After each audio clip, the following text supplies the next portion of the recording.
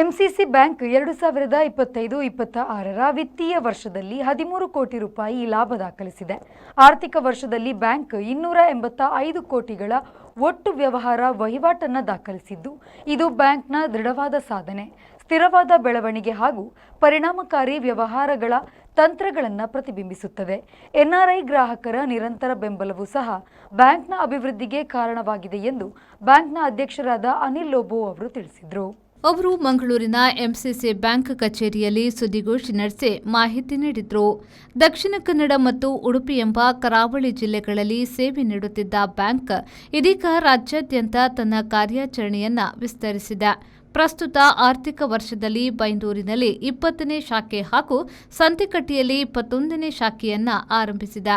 ಕುಲಶೇಖರದಲ್ಲಿ ಹೊಸ 7 ಎಟಿಎಂಗಳನ್ನು ಸ್ಥಾಪಿಸಲಾಗಿದೆ. ಈಗ ಎಟಿಎಂಗಳ ಸಂಖ್ಯೆ 15ಕ್ಕೆ ಏರಿದೆ. 2026-27ನೇ ವರ್ಷದಲ್ಲಿ 4 ಹೊಸ ಶಾಖೆಗಳನ್ನು ತೆರೆಯಲು ಯೋಜನೆ ಹಾಕಲಾಗಿದ್ದು, ಶಾಖೆಗಳ ಸಂಖ್ಯೆಗಳು 25ಕ್ಕೆ ಏರಲಿವೆ. ಈಗಾಗಲೇ 22ನೇ ಶಾಖೆಯನ್ನ ದೇರಳಕಟ್ಟೆಯಲ್ಲಿ ಮತ್ತು 23ನೇ ಶಾಖೆಯನ್ನ ಕಟಪಾಡಿಯಲ್ಲಿ ತೆರೆಯಲು ಅನುಮತಿ ಸಿಕ್ಕಿರುತ್ತದೆ. ಕರ್ನಾಟಕದಲ್ಲಿ ಎನ್ಆರ್ಐ ಸೌಲಭ್ಯವನ್ನು ಹೊಂದಿರುವ 2ನೇ ನಗರ ಪಟ್ಟಣ ಸಹಕಾರ ಬ್ಯಾಂಕ್ ಎಂಬ ಹೆಗ್ಗಳಿಕೆಗೆ ಪಾತ್ರವಾಗಿದೆ ಎಂದರು. ಈ ಸರ್ವಿಸ್ ಕಸ್ಟಮರ್ ಸರ್ವಿಸ್ ಅನ್ನು ಒಂದು ಅಪ್ಗ್ರೇಡ್ ಮಾಡಲಿಕ್ಕೆ ನಾವು ಸತತ ಪ್ರಯತ್ನ ಮಾಡಿದ್ದರಿಂದ ಈ ವರ್ಷ ಎಂಸಿಸಿ ಬ್ಯಾಂಕು 13 ಕೋಟಿ ಪ್ರಾಫಿಟ್ ಅನ್ನು ಮಾಡಿ ಒಂದು ವಿಶೇಷ ದಾಖಲೆ ಎಂಸಿಸಿ ಬ್ಯಾಂಕಿನಲ್ಲಿ ರಚಿಸಿದೆ. ಕಳೆದ ವರ್ಷದಲ್ಲಿ ನಾವು ಒಂದು ವರ್ಷ ಫಿನಾನ್ಷಿಯಲ್ ಇಯರ್ ಸ್ಟಾರ್ಟ್ ಆಗುವಾಗ ಏನನ್ನು ನಾವು ವಿಷನ್ ಏನು ಗುರಿ ಮುಟ್ಟಬೇಕು ವರ್ಷಾಂತ್ಯದಲ್ಲಿ ಅಂತ ನಾವು ಯೋಜನೆ ಮಾಡಿದ್ದೆವು. ಅದರ ಪ್ರಕಾರದಲ್ಲಿ ಎಲ್ಲ ಡೆಪಾಸಿಟ್ ಇರಬಹುದು, ಅಡ್ವಾನ್ಸಸ್ ಇರಬಹುದು, NPA ನಾನ್ ಪರ್ಫಾರ್ಮೆನ್ಸ್ ಎಸೆಟ್ ಇರಬಹುದು, CRAR ಕ್ಯಾಪಿಟಲ್ ರಿಸ್ಕ್ ವೇಟ್ ಇರಬಹುದು, ಎಲ್ಲ ಈ ಬ್ಯಾಂಕಿಂಗ್ ಪ್ಯಾರಾಮೀಟರ್ಸ್ ಅಲ್ಲಿ ರಿಸರ್ವ್ ಬ್ಯಾಂಕ್ ಇಂಡಿಯಾದ್ದು ಪ್ಯಾರಾಮೀಟರ್ಸ್ ಏನು ಉಂಟು ಎಲ್ಲ ಬೆಳವಣಿಗೆಯನ್ನು ನಾವು ಮಾಡಿ ತೋರಿಸಿದ್ದೇವೆ.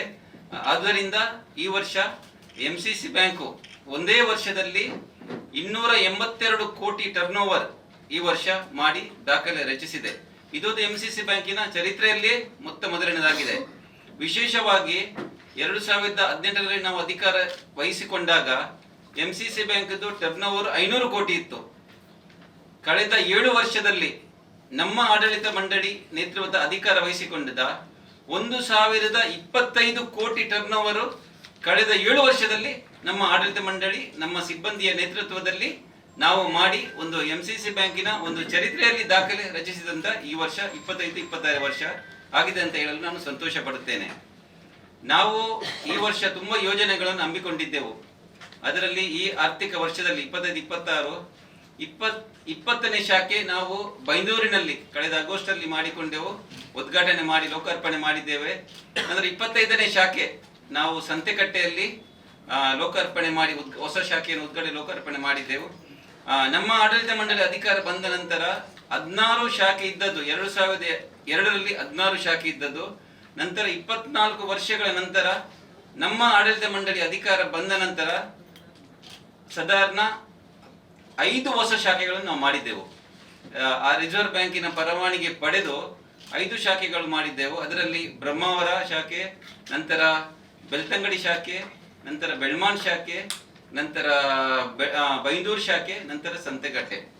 ಇದು 3 ಶಾಖೆಗಳು ಕಳೆದ 1 ವರ್ಷದಲ್ಲಿ ಸಮೀಪಿಸುತ್ತದೆ. ಬ್ರಹ್ಮಾವರ ಶಾಖೆ ಈ ವರ್ಷಕ್ಕೆ ಈ ಮಾರ್ಚ್ಗೆ 2 ವರ್ಷ ಸಮೀಪಿಸುತ್ತಿದೆ. ಅದು ಈ ವರ್ಷ ಬ್ರಹ್ಮಾವರ ಶಾಖೆ 2 ವರ್ಷದಲ್ಲಿ ಆ ಶಾಖೆ ಪ್ರಾಫಿಟ್ ಅನ್ನು ಮಾಡಿ ಅದು ಸಹ ವಿಶೇಷ ಬೆಳವಣಿಗೆಯನ್ನು ಕಂಡಿದೆ.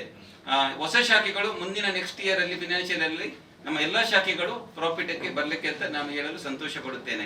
ಸುದ್ದಿಗೋಷ್ಠಿಯಲ್ಲಿ ಬ್ಯಾಂಕಿನ ಉಪಾಧ್ಯಕ್ಷರಾದ ಜೆರಾಲ್ಡ್ ಜೂಡ್ ಡಿಸಿಲ್ವಾ, ನಿರ್ದೇಶಕರಾದ Andrew D'Souza, doctor Gerald Pinto, Anil Patrao, JP Rodrigues, David D'Souza, Elroy Kiran Crasto, Harold Monteiro, Roshan D'Souza, Melvin Vas, Vincent Lasrado, CG Pinto, Sushant Saldanha, Irene Rebello, doctor Frida D'Souza, Alvin P Monteiro, Felix D'Cruz, Sharmila Menezes ಹಾಗೂ ಮಹಾಪ್ರಬಂಧಕರು Sunil Menezes ಉಪಸ್ಥಿತರಿದ್ದರು.